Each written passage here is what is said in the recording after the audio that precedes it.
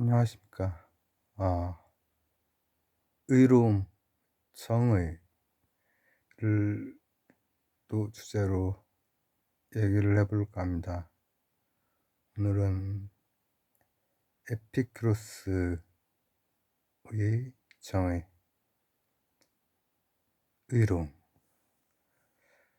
이제 플라톤하고 스토아파는 다른 면도 많고 하지만 또 같은 줄기로 이해해 볼 수 있는 여지가 많은데, 에피쿠로스 학파는 그 스토아파랑도 뭐 다르고 플라톤하고도 다르고 하죠. 물론 이제 결론적으로 삶의 모습은 스토아나 에피큐로스나 어 굉장히 절제된 삶을 살고 이제 그렇지만은 다를 수밖에 없는 게 이 플라톤이 됐건 스토아가 됐건 이 양반들은 영원 불변에 대해서 그 생각을 하고 있는 그런 분들이고, 그리고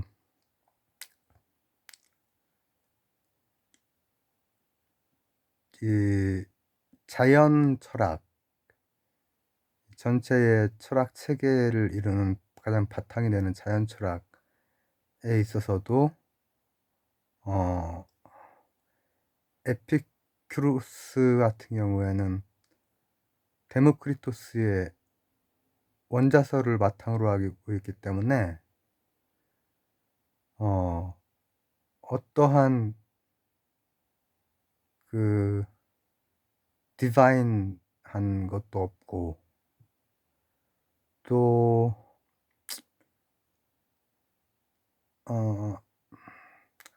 참고로 스토아는 헤라클레이토스의 만물유전을 기반으로 하고 있기 때문에 디비니티가 만물에 다 있지만은 또 플라톤하고는 차이이기도 하죠. 플라톤은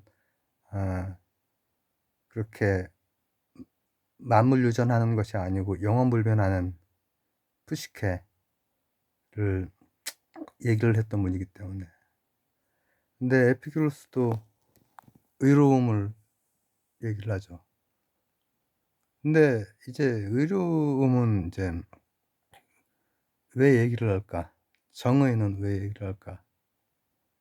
이것은 어떤 공동체가 정치 공동체가 됐건 경제 공동체가 됐건 종교 공동체가 됐건 좀 더 이제 큰 의미에서 사회 공동체, 문화 공동체 요 안에서 이게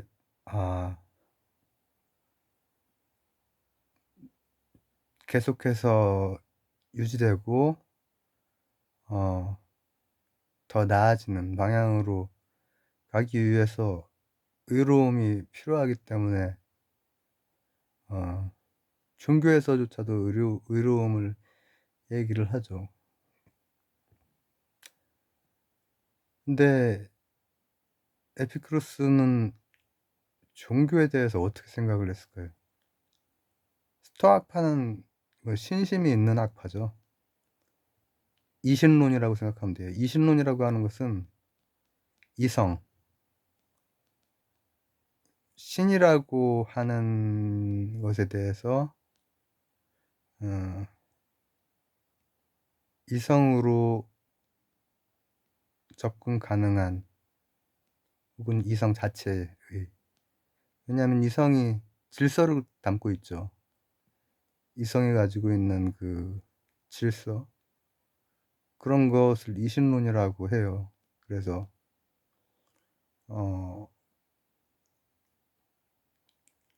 그 서구에서도 이신론적인 종교관을 가진 어 종교의 지파들도 많이 있고, 그러나 이제 에피큐로스는 어 그 이성 이외의 것에 대해서는 이제 전 시기를 에피큐로스 수화가 굉장히 긴 시간에 걸쳐서 이렇게 진행이 됐기 때문에 여러 요소가 많이 있긴 하거든요. 뒤로 가면은 굉장히 좀 느슨해지고, 그러나 기본적으로 이성까지를 신으로 이제, 혹은 이성으로 접근할 수 있는 것까지를, 섭리가 됐건 크게는 그렇게 볼 수 있겠죠. 근데 이제 에피쿠로스는 신도 없어요. 어떤 신이 없냐면은 고통을 주는 신이 없어요. 에피쿠로스 자체가 이 아타락시아 이거 자체가 고통이 없는 그 상태죠.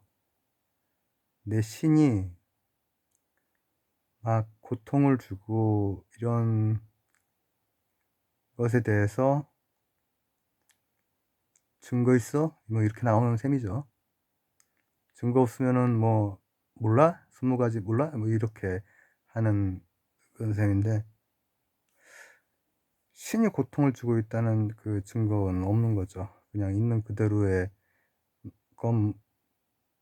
그 세상에 고통스러움이 없다는 게 아니라 신이 고통을 주고 있지 않다, 그런 신은 없다 라고 해요.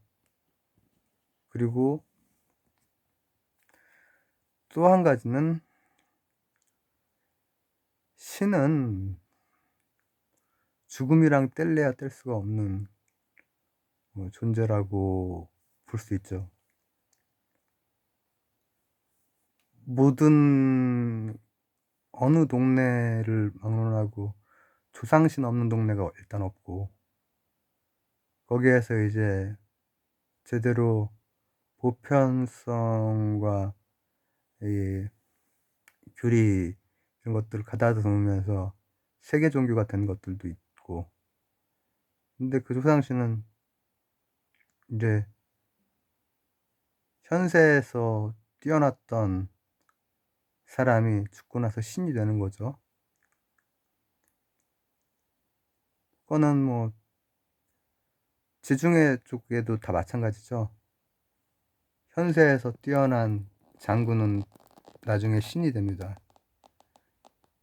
그리고 굉장히 인간적인 모습을 하고 있고, 대개는 지중해 둘레에 있는 신들은 인간의 모습을 하고 있죠. 그리고 인간이랑 많이 비슷하고, 그래서 어느 정도 거리를 두고 그냥 섬기는, 또 이야기거리가 되는 신도 있고, 그리고 굉장히 단신론으로서 강한 힘을 가지고 있는 경우도 있고, 그러나 그 조상만 죽는 게 아니라 우리도 죽는다는 게 이제 문제죠. 그리고 이게 종교에서는 늘 피할 수 없는 문제입니다. 사후세계라든지 이런 것들이. 근데 에피큐로스는 사후세계가 어차피 죽은 존재에게는 그 어떤 것도 감지가 멈추기 때문에 아무 의미가 없는 거예요. 그러면 뭐가 의로움이냐? 우리가 쾌락주의라고 부르지만 실제로는 굉장히 절제력을 가지고 있는 그거잖아요. 근데 의로움도 제가 전에 신약 구약이, 그 약이 계약이라고 했죠. 신과의 계약. 이 서구 사회에서 계약이라고 하는 건 너무나 오래전부터 어 등장하는 개념이고, 지금까지도 뭐 굉장히 계양계에도 계약 때문에 그 일본을 제외한 이제 피식민지 의 국가들이 굉장히 고생을 하고, IMF도 금융이라고 하는 그런 복잡한 계약, 우리가 그때 당시에 이제 그때 당시에 제대로 바라보지도 못했던, 파악도 하지 못했던 뭐 그런 거죠. 근데 의로움은 에피큐로스에게는 아 누군가에게 고통을 당하지 않고 누군가에게 고통을 주지 않는다라고 하는 계약을 의미합니다, 의로움은. 그래서 에피큐로스는 고통이라고 하는 그 하나의 키워드를 가지고 쫙 설명이 가능하죠. 그리고 어떠한 그 원자설에 바탕에 있기 때문에 그 외의 것들에 대한 어떠한 여지도 이제 두지 않으려고 하고, 그것도 하나의 세상을 설명하고 기준을 제시하는 방향일 수 있죠. 에피큐리안 쾌락주의에서 이제 어 배웠지만은 어 어떤 면에서 합리적인 면이 상당히 있다. 그리고 그 이로움은 다름 아닌 어 계약이다. 계약. 고통을 어떻게든 아 고통이 뭐 줄어들 수 있게 하는, 혹은 이상적으로는 사라지게 할 수 있는 그런 계약이다. 감사합니다.